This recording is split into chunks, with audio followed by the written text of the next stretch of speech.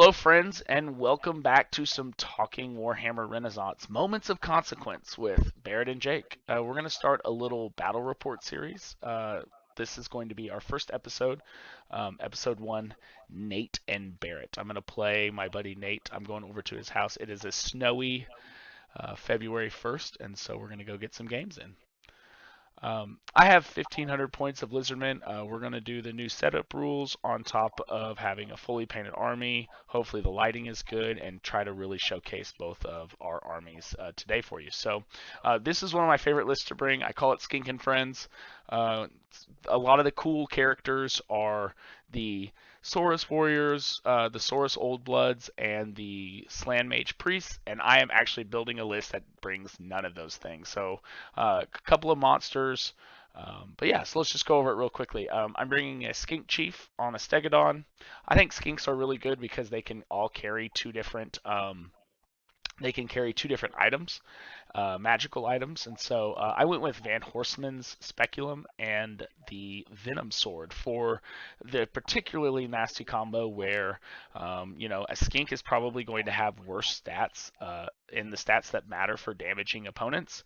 Probably going to have worse stats than than the person they're in a duel with. And really, the only thing I'm worried about my Stegodon getting beat by is a character that can challenge it and maybe slay the skink off of it or destroy the Stegodon and really kind of take him out of the battle. So hopefully to mitigate that, I've got a very offensive-minded skink chief to quickly slay the warlord or whoever it might be that I come across.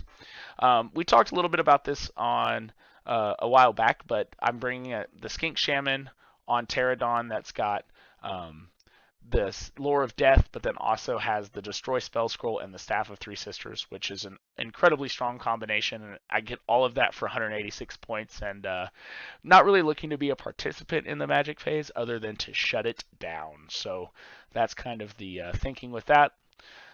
Some range support with a Salamander.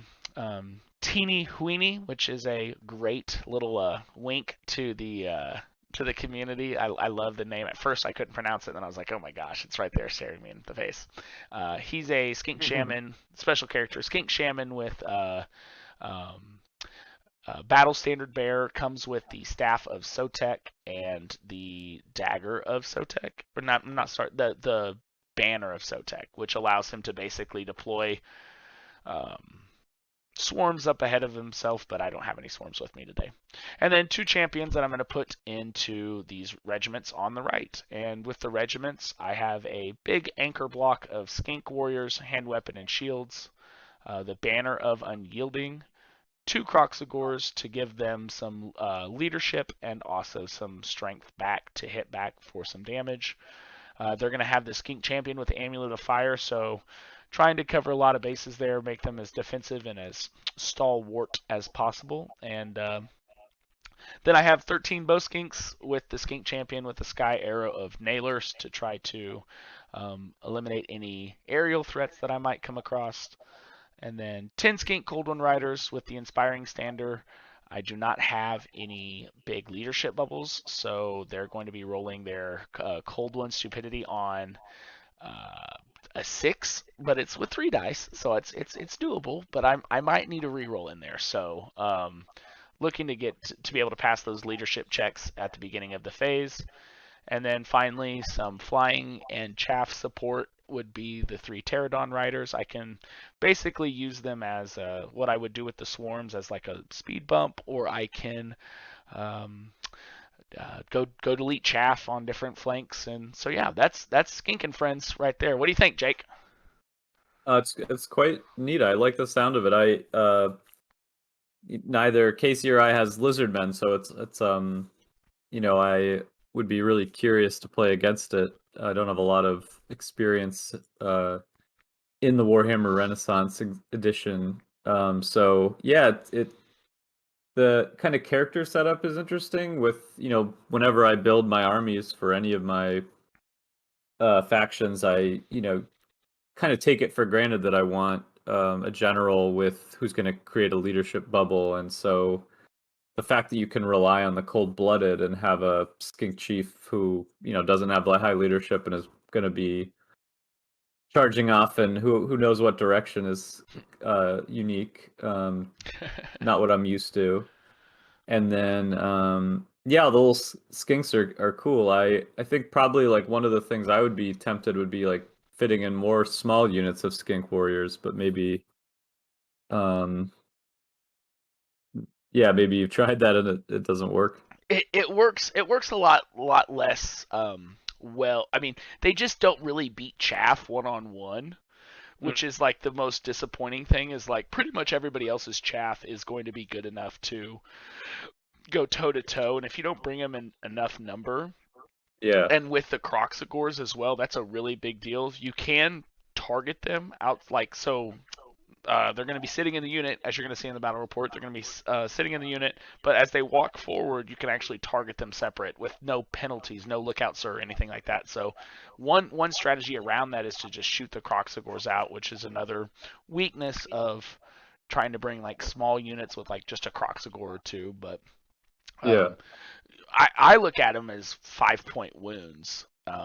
And so I'm really going to try to win with combat res. I've got to get my Cold One riders on one side are going to have to do some work, and then my Steganon's going to also have to do some work.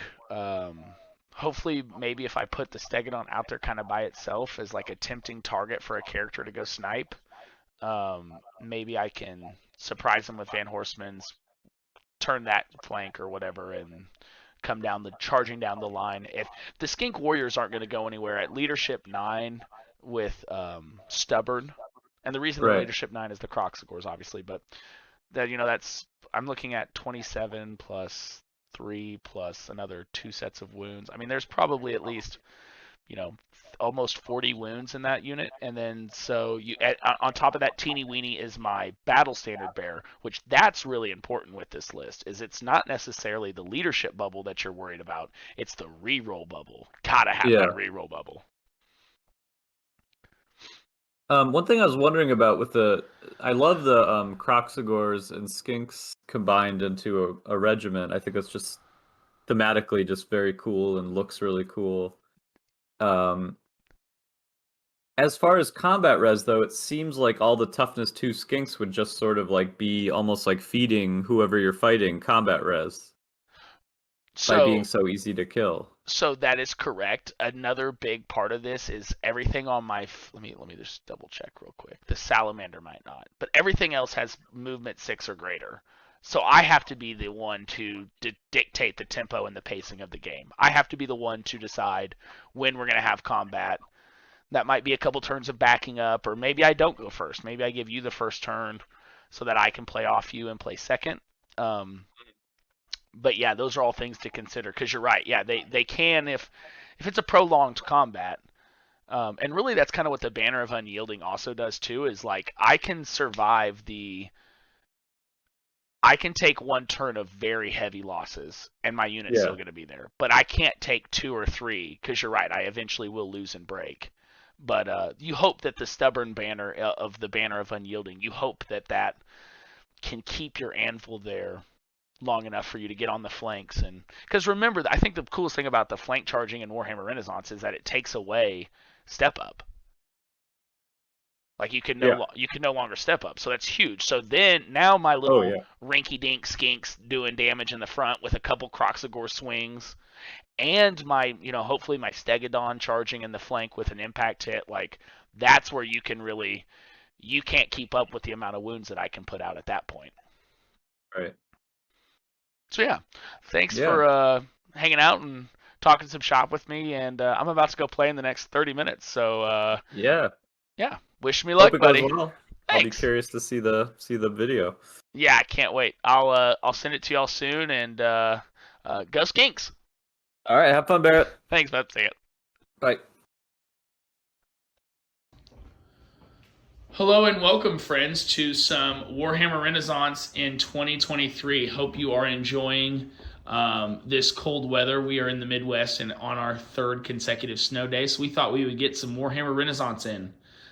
With me, I have Nathan, and we have set up this awesome battlefield that I am showing you at his place. He has got this awesome terrain set. We have 2 fully painted armies. He's going to walk through basically what our deployment type was, what we are doing for the map, and away he goes. Hey guys, so we rolled Take the Village. So we have the 3 villages in the middle. And then we used Barrett's new streamlined setup, and we rolled Max. We have terrain everywhere, as you can see. It's it's going to be pretty fun. And over here, we've got Strigoi. I've got a unit of Ghasts with a vampire count, giving a bloodline power away to make them a 40x40. A unit of Ghouls with the Vampire Lord. I've got zombies with light armor and shields and hand weapons. Sorry, heavy armor, shields, and hand weapons. Okay. With a level 2. A unit of skeletons with light armor, shields, and halberds. And a unit of white knights with heavy armor, shield, barding, lances.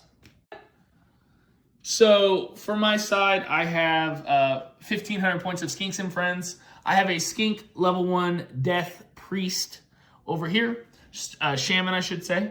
And then I've got 10 Cold One Skink Riders on Cold Ones, full command. I've got 27 Skink Warriors with 2 Croxagores, a special character Teeny Weeny, a champion. All of that is in that unit. It's 30 models, so it can still go in a building, which is a huge benefit. I've got a Skink Chief on Stegodon. I've got 13 Skink Bowmen with full command and a champion, and a Salamander, and 3 Skink Pterodon Riders. They all have shields, spears, and bows. At the top of turn 1, the Pterodons moved, shot, as well as the Salamanders and the Skink Bowmen. All of them shot into the unit of, what are those? Crypt Ghasts. Crypt Gas, yeah. Shot them into the Crypt Gas, the did very vampire little count. damage. Moved this unit back 3 inches with their Musician's movement. Ability to move, use a musician maneuver. These guys did not move at all. They passed their stupidity check, and my Skink moved by the building. Top of turn 1.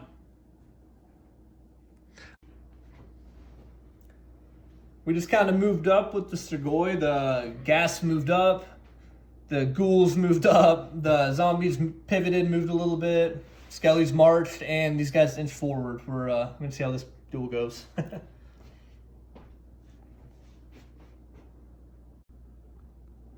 All right, so on the Lizardmen turn, Salamander didn't do much. Shooting didn't do much anywhere. We moved the Pterodons. We shot into the unit, didn't get anything done. We charged over here with the Cold One Skinks, and they did a lot of damage. 1 combat by 2, destroyed all but 1, and so they've got 1 guy left. Shaman moved into that building. Magic Phase was pretty much a dud. We used some destroy spell scrolls. I destroy spell scrolled one of his spells. I did not. Curse of Years. I did not get it destroyed. So he has Curse of Years and Resurrection.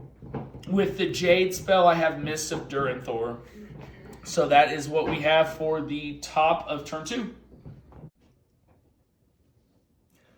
So Strigoi, bottom of turn 2, the 2 vampires charged the Stegodon and wiped them out. Pretty luckily in a challenge, I got you by the Van Horklum Speculum, is that correct? Van Horseman's, and he whiffed it. 4 attacks, needed 4s to hit, He 3s to whiffed wound.